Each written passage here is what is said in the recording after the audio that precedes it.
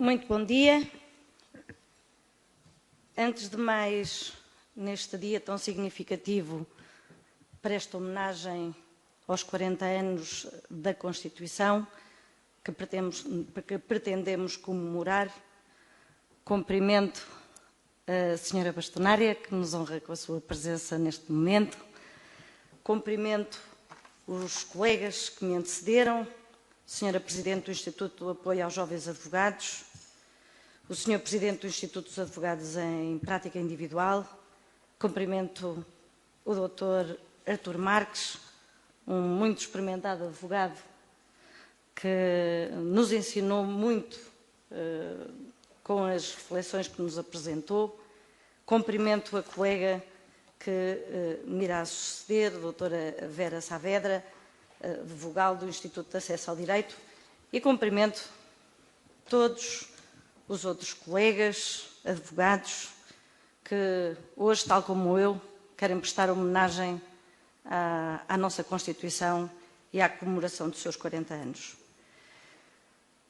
Neste momento, entendo, tal como o Dr. Artur Marques, que é importante apresentarmos novas reflexões a propósito das exigências da Constituição e das fragilidades que hoje, em 2016, bem apresenta. A primeira reflexão que vos deixo tem a ver com a circunstância do Código de Processo Penal, dos direitos que protagoniza. Eu já falo normalmente alto, isto parece que se ouve no prédio ao lado. Dizia eu que a primeira reflexão que vos deixo tem a ver com a forma como atualmente se faz investigação criminal e a maneira como o Código de Processo Penal convive com muita legislação penal extravagante e a maneira como estão ou não estão ainda definidos os direitos e as garantias que estão preconizadas no Código de Processo Penal, nomeadamente para os visados nesse processo, os arguidos. A investigação relativa à criminalidade económica ou financeira, não sei se é do conhecimento de todos, e é isto que quero que fique bem presente e nos tornemos todos conscientes, faz-se através de pré-processos, faz-se através de prova extraprocessual. Refiro-me em particular, quero-me referir aqui de forma particular, a duas leis extravagantes, a Lei 5 de 2002, de 11 de janeiro, e a Lei 25 de 2008. São medidas de combate à criminalidade organizada e económica ou financeira, são medidas de combate ao terrorismo e ao branqueamento de capitais, são resultantes de diretivas comunitárias e são estas as leis que neste momento norteiam a investigação criminal, nomeadamente ao nível do TSEAP.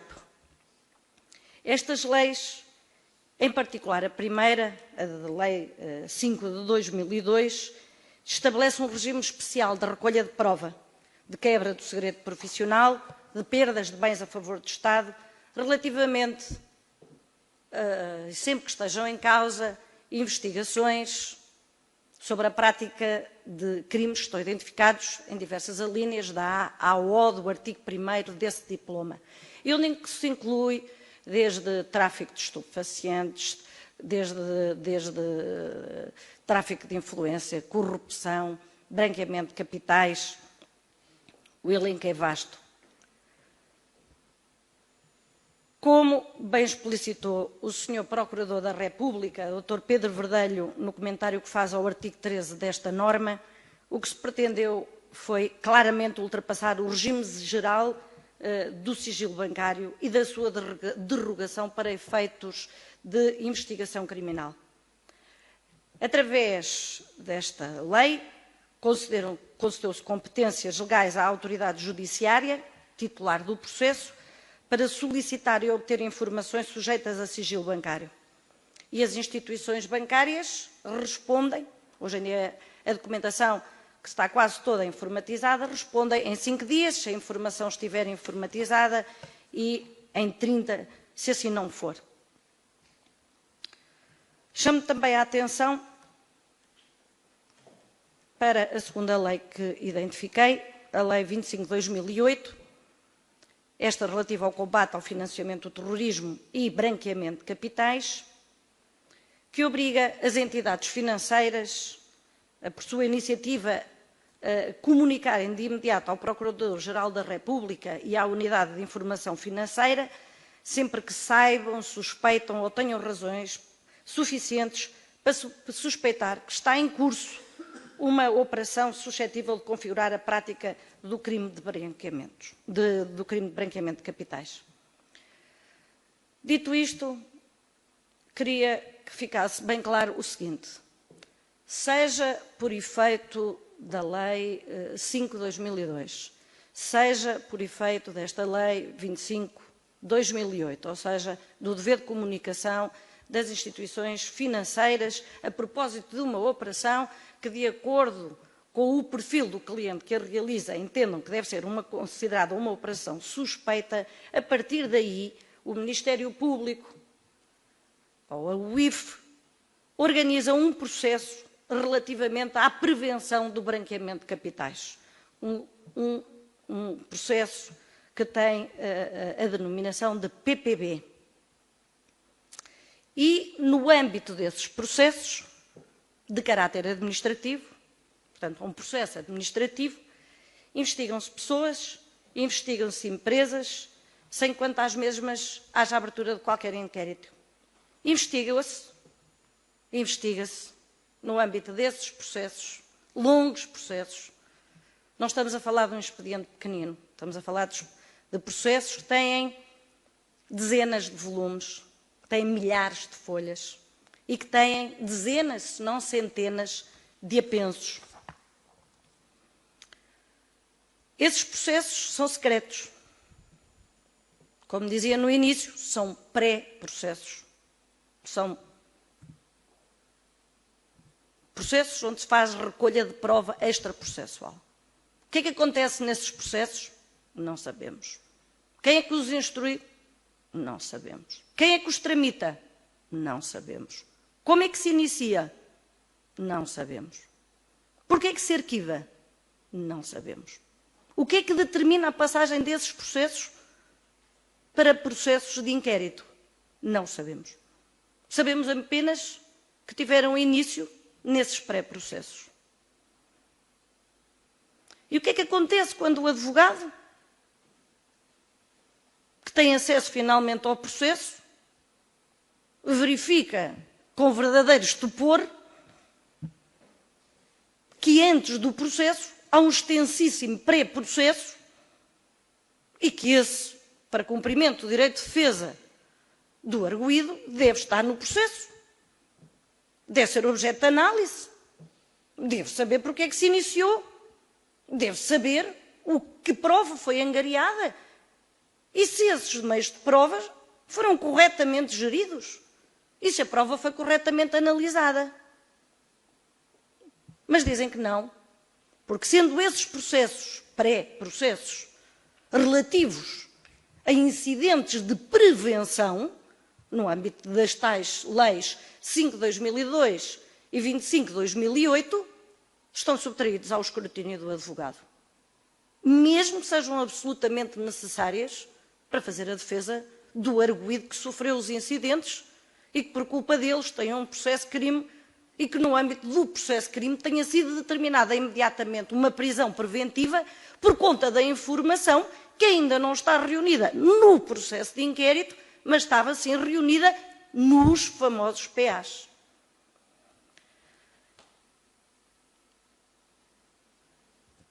A reflexão seguinte que deixo é esta.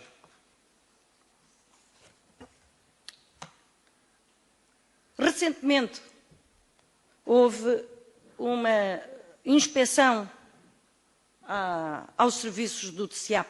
É uma inspeção relativamente recente, de 28 de março de 2014, e esse relatório de inspeção diz-nos que são milhares estes ditos pré-processos, ou processos com prova extraprocessual. São milhares. Existem ativos cerca de 8.000. Diz-nos o relatório de inspeção que não foi percebido durante o tempo em que realizaram a auditoria o controlo que o Ministério Público fazia, nem quanto à existência, nem quanto à tramitação. Melhor concretizando, se o Sr. Procurador titular de um inquérito quiser ter informação bancária minuciosa sobre um dos suspeitos, ou já agora pré-suspeitos da investigação, é fácil. Começa por requerer, no âmbito desta legislação, informação bancária a propósito do pré-suspeito. E as instituições financeiras têm de responder a estas solicitações sob pena de, não o fazendo, cometerem um crime. Um crime similar ao crime de desobediência, consta no artigo 13 da Lei 5/2002, de 11 de janeiro. Na sequência dessa informação, abre o tal processo administrativo.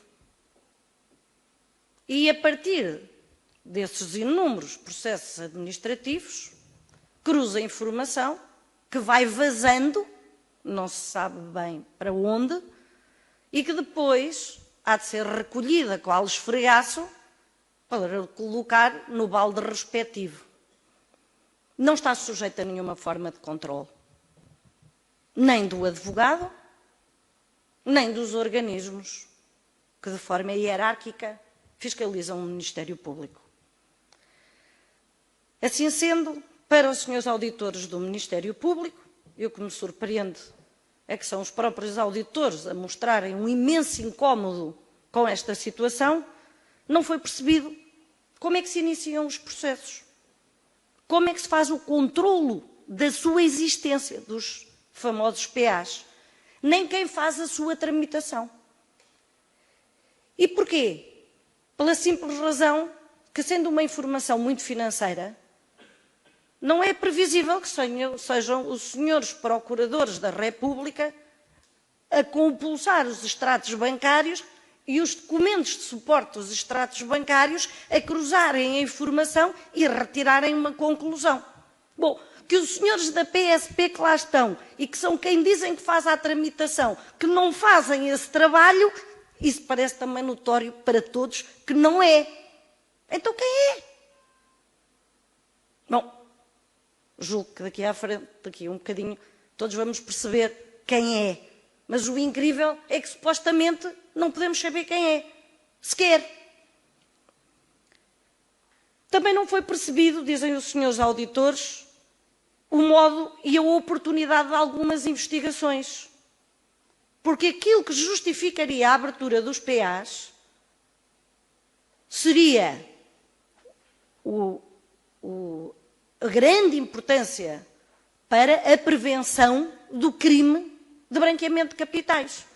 Portanto, essa teria que ser a motivação. Porém, nós temos processos em Portugal, por demais conhecidos, em que nos dizem que estiveram a ser investigados no âmbito desses procedimentos administrativos durante mais de 4 anos, e, no entanto, quando redundam em processo crime, é por entenderem que existe suspeita da prática de crime de fraude fiscal. Acontece que a fraude fiscal não é um dos crimes que está no elenco que permite a abertura de um PA. E só por aqui percebemos que no âmbito dos PA se pode fazer tudo. E podemos investigar qualquer pessoa. E voltamos a um tempo em que o processo penal mete medo. E por isso me apraz tanto estar aqui hoje, no dia em que se comemora os 40 anos da Constituição, para dizer à senhora bastonária que nós não queremos um processo penal que imponha outra vez um sentimento de medo. Nós queremos um processo penal transparente, nós queremos que haja investigação criminal feita por procuradores da República, órgãos de polícia criminal, e onde a intervenção do advogado seja absoluta e relativamente a todos os elementos que foram angariados para o processo. Nós queremos um processo penal em que possamos refazer todos os passos, um a um, dos investigadores. E queremos ter a capacidade de vigiar quer os meios de prova, quer as provas que são angariadas para o processo. E queremos ter a capacidade de refazer os raciocínios e perceber a lógica que impôs uma conclusão a propósito da prática, de uma qualquer prática de um crime. A outra coisa que assusta nos PAs, também é dito no próprio relatório de inspeção, é que são mantidos, mesmo quando redundam, mesmo quando esses PAs redundam depois na abertura de inquéritos, não são integrados no próprio inquérito. Como já disse, estes processos continuam em absoluto sigilo. Mas, para além do mal que isso já é, o que preocupa é que são mantidos em paralelo com o processo de inquérito que tem o mesmo objeto. Portanto, num determinado momento, passamos a ter o processo de inquérito e um PA que têm o mesmo objeto. Dizem os senhores auditores que verificaram com estupefação que tanto se fazia prova para efeitos do inquérito como para efeitos do PA. Com que finalidade? Aliás, que legalidade teriam esses meios de prova assim mantidos? Significa isto que o Ministério Público está, no âmbito dos processos relativos à criminalidade económica, a gerir uma bolsa onde coloca tudo aquilo que não interessa para efeitos de aproveitamento da defesa? Mas não é essa a razão. Que outra leva a manter aqueles meios de prova que continuam a realizar-se, dizem os senhores auditores do Ministério Público, em paralelo com o processo de crime que já está aberto?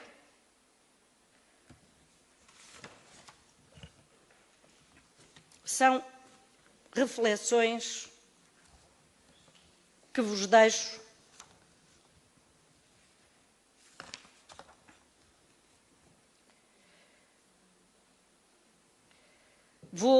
atrevo-me para despertar a vossa curiosidade. Eu espero que cada um dos advogados leia este relatório de inspeção. Atrevo-me a ler este parágrafo. Aliás, mesmo em alguns casos em que o inquérito resultou de certidão extraída de PA, em que se determinara a suspensão de certas operações ou de movimentos a débito de contas bancárias, como bloqueio dos respectivos saldos, precisamente tendo em vista promover em tempo útil a ratificação judicial daquela decisão, verificou-se que os magistrados titulares desses PAs continuaram a realizar diligências probatórias nos mesmos, cuja valia e empréstimo para o processo de crime se afigura, no mínimo, discutível, com todos os inerentes riscos para o seu aproveitamento em sede criminal, quando não para o de outra prova ali produzida em função desses elementos. Razão porque, dizem os senhores auditores, deve ser determinada o encerramento imediato dos 8.000 PAs que estão em curso no TSEAP. Posto isto, deixo-vos uma nova reflexão.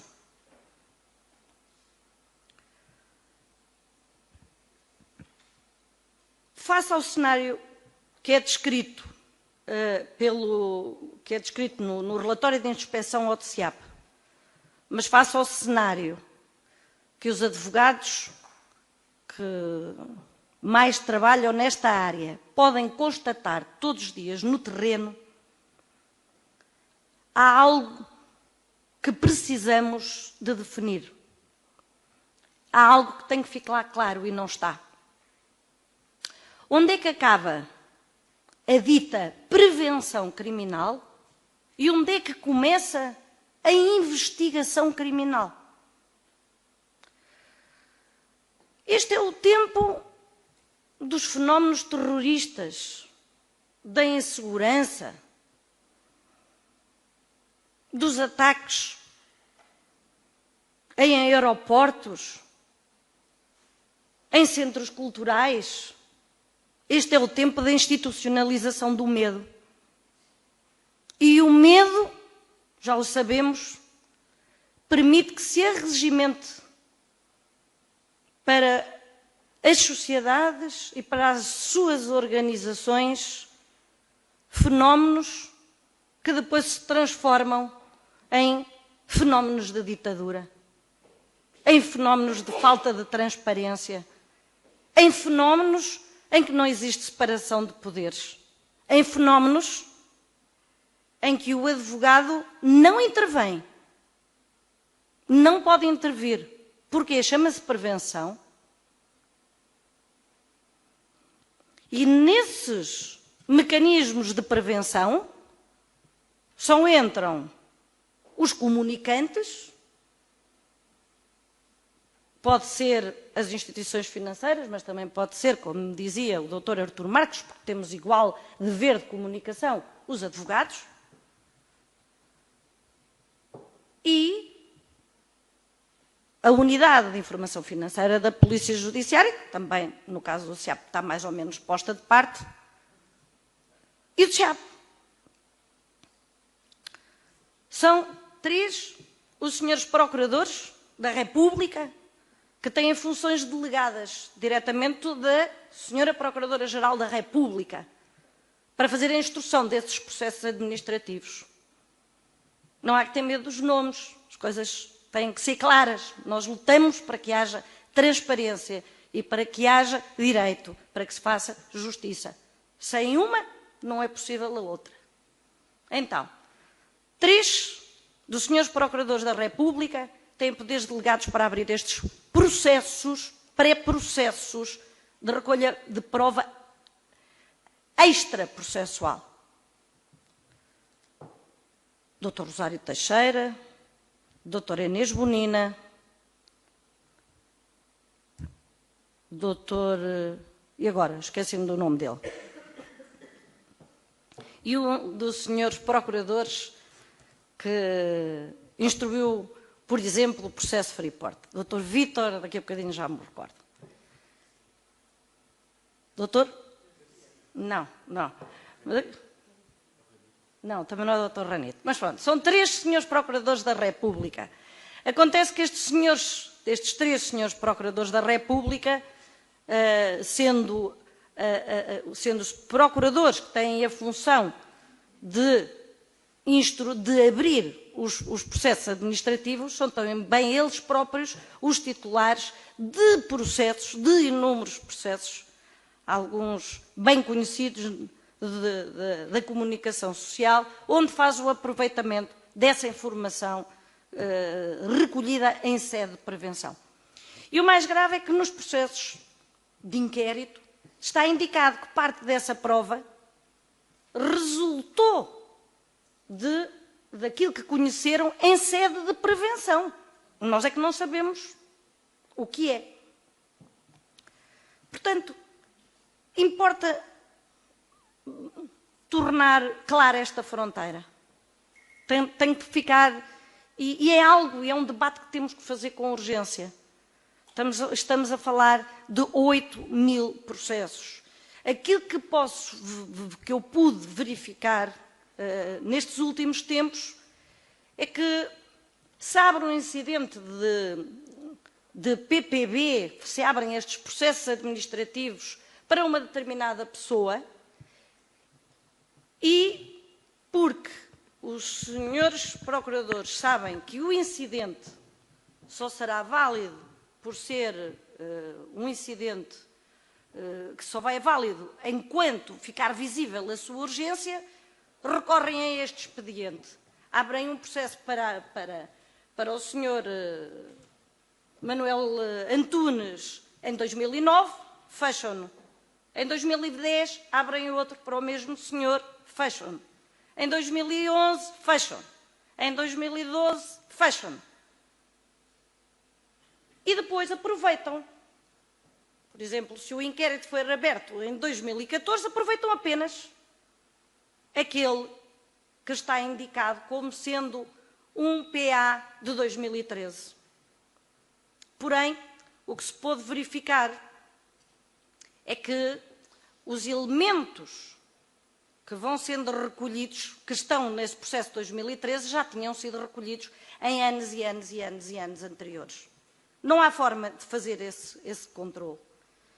Uma coisa nós sabemos é que no processo penal, para que seja aberto um inquérito a investigar alguém, a ter alguém como suspeito, é necessário que haja uma notícia de um crime, é necessário que haja indícios. No âmbito da prevenção criminal, é necessário apenas que haja uma determinação da parte dos senhores procuradores que têm essa delegação de funções. Estamos naquilo a que agora se costuma chamar investigação proativa.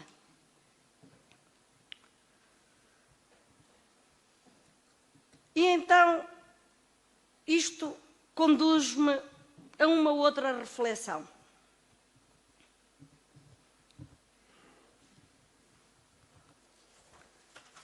Como vamos reagir à circunstância de termos processos administrativos que correm com anterioridade ou em simultâneo com o processo de inquérito já em curso? Como é que vamos fazer se não existem nos autos, essa informação? E como é que vamos fazer se, mesmo nos casos em que nos dizem que o inquérito é aberto com base nesses PAs, esses continuam em sigilos e não lhe temos acesso? Como é que nós vamos fazer nas situações em que, inclusive, já se requereu ao Sr. Procurador titular do processo, invocando o artigo 32 da Constituição, que reponha a legalidade e que inclua a informação dos ditos PA no processo de inquérito? Parece-me manifesta a violação e a violação grave das garantias efetivas da defesa. Julgo que, nesta altura do campeonato, não aprendemos um princípio base que os professores de penal nos costumavam ensinar nas nossas velhas lições. O que não está no processo, não está no mundo. Se todos sabemos o adágio, como é que, nestes tempos de tão grande evolução, passados 40 anos sobre a nossa Constituição, em vez de avançarmos em transparência, regredimos em transparência e naquilo que é uma efetiva garantia da defesa do arguido? A sexta reflexão é para vos dar conta de algo ainda mais assustador. É que no âmbito desta legislação, da 5 de 2002 e da 25 de 2008, são abertos estes PAs que permitem, já vimos, que o Ministério Público, que o Ministério Público, ainda numa altura em que não há inquérito, peça informação sobre uma pessoa, levante o sigilo bancário dessa pessoa, analise, escrutine minuciosamente através de pessoas que colaboram com o Ministério Público, mas que não sabemos quem são, nesses tais procedimentos extraprocessuais, analise toda essa informação bancária, ainda antes de existir processo. Portanto, chama a atenção para que o primeiro passo é o levantamento do sigilo bancário por parte do Ministério Público. A mesma legislação, depois, permite uma forma mais exigente de vigilância. Diz o artigo 4º, número 2 dessa lei, que o Ministério Público pode determinar o controle de movimentos de conta. E então, o Ministério Público fica tal como nós, online, nas contas das ditas pessoas. Isto porquê? Porque aquilo que a legislação pretende é que haja uma forma especial de recolha de prova, mais expedita, menos burocrática, menos judicializada. O terceiro momento é que depois essa mesma legislação permite que se faça o bloqueio das contas que já estavam, na verdade, a ser vigiadas pelo Ministério Público. Portanto, 3 passos: levantamento do sigilo bancário, controle do movimento de contas, bloqueio das contas. Agora vem o aspecto mais assustador. É que, supostamente, o bloqueio das contas, ainda mais, isto é um crescendo, supostamente o bloqueio das contas deveria surgir no plano da prevenção do crime de branqueamento. Vamos imaginar que está em causa uma associação criminosa que se dedica ao tráfico de droga.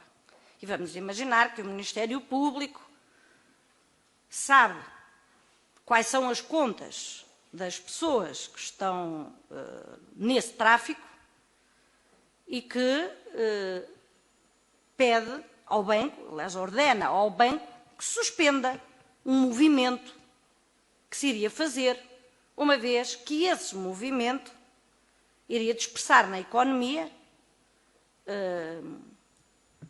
montantes que entende que estão ligados ao tráfico de droga. Aquilo que a lei sugere, que ambas as leis sugerem, quer a 5 de 2002, quer a 25 de 2008, é que esse movimento que se suspende é aquele que previamente foi comunicado pelo banco, nos termos do artigo 16 da Lei 25 de 2008, como sendo suspeito. Porém, o Ministério Público foi cavalgando a onda e entende que as coisas devem ser assim. Da parte de um banco é feita uma comunicação a propósito de uma transferência bancária, por exemplo, de 600 mil euros. Com base nessa informação bancária, é aberto um PA. Passado 2 anos, com base nesses PAs, é aberto um inquérito.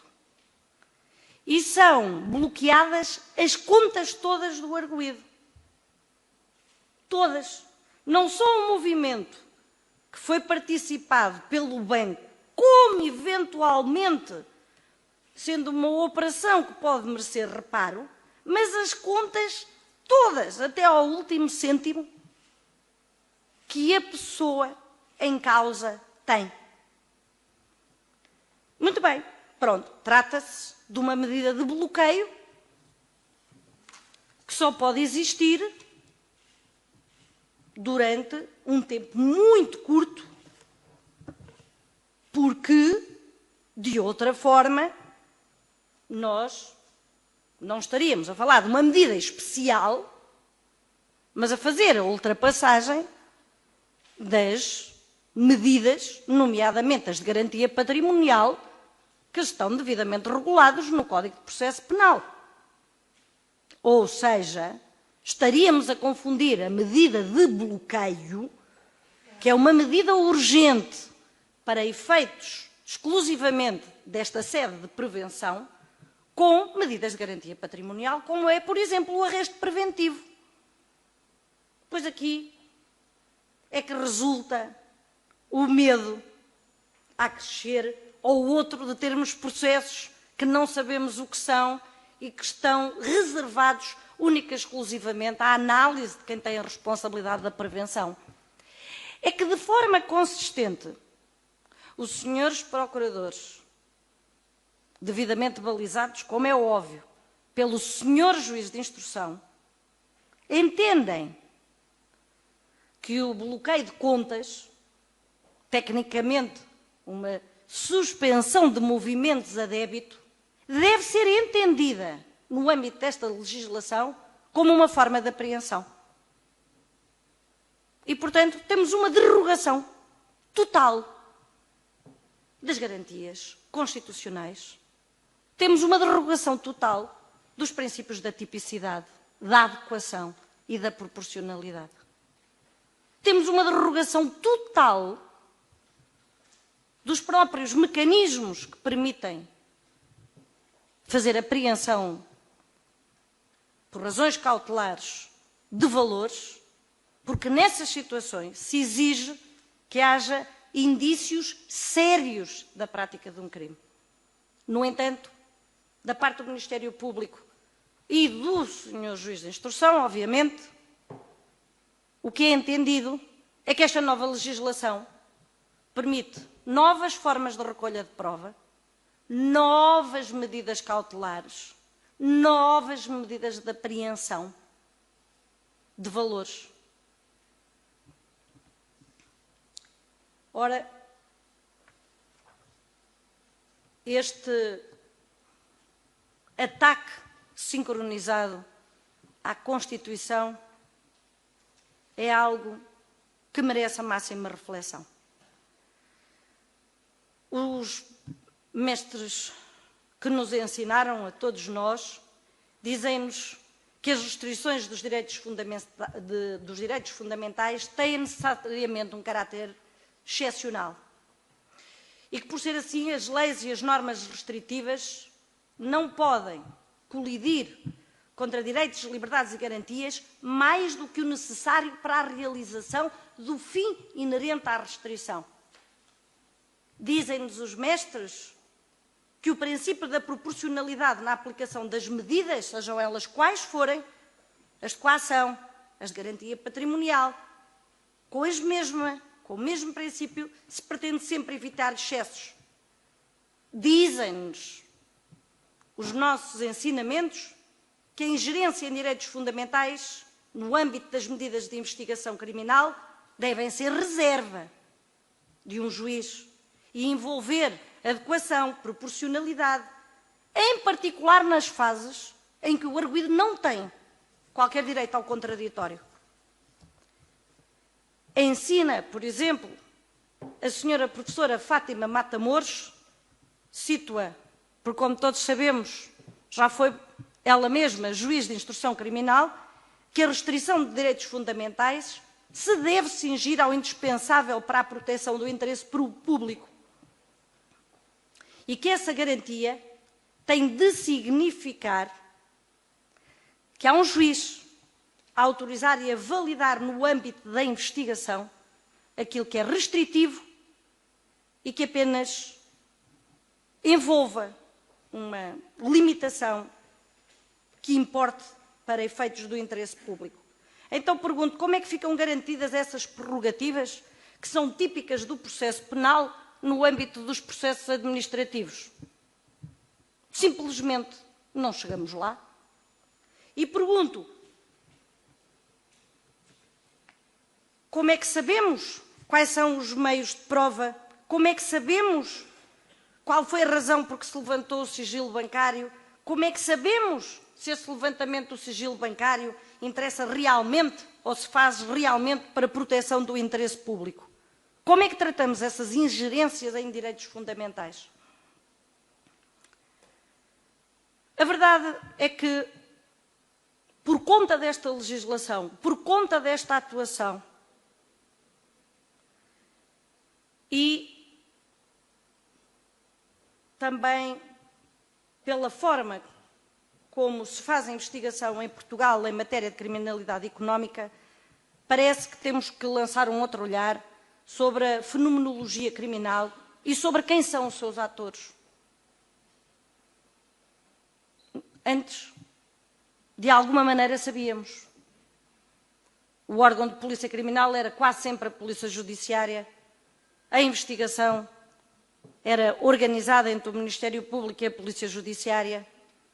Sabíamos que o juiz de instrução tinha que fazer um equilíbrio, atento aos tais princípios da adequação e da proporcionalidade, entre os interesses da investigação, que no fundo projetam o interesse público, e os direitos fundamentais dos arguidos, dos visados.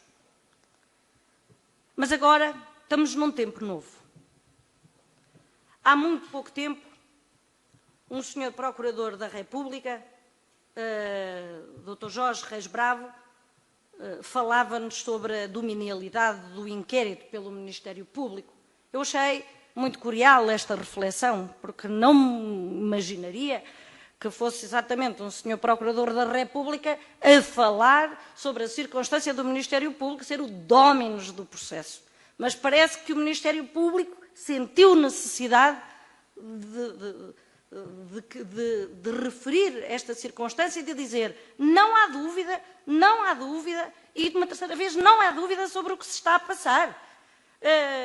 O Ministério Público é quem dirige a estratégia, o órgão de polícia criminal, dentro da autonomia técnica e tática que lhe faculta a lei, executa a estratégia que está definida pelo Ministério Público. E se houver dúvidas, e se houver discordância sobre as opções de oportunidade ou sobre a forma como se deve executar essa estratégia, não há dúvida nenhuma, o Ministério Público é o dono do processo, avoca o processo e continua as diligências, ou ele próprio, ou através de outros órgãos de polícia criminal. Eu compreendo as reflexões do Sr. Procurador, mas a verdade é que não é assim. Ponderemos, se no âmbito dos tais PAs, em que se está a vasculhar a informação bancária há 4 anos e a fazer folhas Excel e diabo a 4 a propósito das ditas contas, é que depois se somam muitas contabilidades da empresa, podemos ainda dizer que o Ministério Público, o dominus do processo, define a estratégia? Ou teremos que dizer que o órgão de polícia criminal, digo, a Direção de Finanças de Braga, é o dono do processo porque é quem conhece as contas todas que depois transpira a possível estratégia ao Ministério Público? Recentremos. Afinal, não nos devemos encaminhar para o DSIAP, mas para a Direção de Finanças de Braga, que a mim também já me confunde, que não sei se é em Braga ou ali nas novas instalações do DSIAP. Uma coisa é certa, e com isto faço a minha última reflexão, é que sob o epíteto de prevenção do crime de branqueamento de capitais, o Ministério Público está a fazer complexíssimas investigações que depois originam processos de crime e aos quais defesa alguma até agora teve acesso. Como refletem os próprios auditores integrados na estrutura do Ministério Público, nós não sabemos o que determina a abertura dos mesmos, nós não sabemos quem tramita os processos, mas o mais provável é que seja a AT de Braga. Nem quais são os meios de prova, nem qual é a legalidade com que são efetivados esses meios de prova. E essa é uma circunstância que causa preocupação, pelos vistos, ao próprio Ministério Público. E, portanto, os advogados, como não poderá deixar de ser, juntam a sua voz à voz dos senhores auditores que fizeram a inspeção ao DSIAP e juntamos a nossa preocupação à preocupação manifestada. A terceira conclusão é que os referidos PAs são mantidos em paralelos com o inquérito e temos a prova que nos é acessível, que está no inquérito, e depois a prova extraprocessual, que não nos está acessível. É só gerida pelos senhores procuradores e será gerida ao longo do processo. A quarta reflexão é que a legislação que permite a abertura e a organização destes PAs, onde é sempre levantado, aliás, é essa a razão da sua existência, onde é sempre levantado o sigilo bancário de um cidadão, permite depois o controle dos movimentos de conta e permite depois o bloqueio dessas mesmas contas. A quinta reflexão é que o Ministério Público não olha para o bloqueio de contas, nem já agora o juiz de instrução, que tem que a validar, não olha para o bloqueio de contas como uma diligência garantística no âmbito da prevenção, mas sim como uma apreensão, como um arresto preventivo, fora dos pressupostos que são exigidos pela Lei Processual Penal. Esta foi a forma que eu encontrei de honrar a Constituição e de pedir que continuemos a lutar por ela.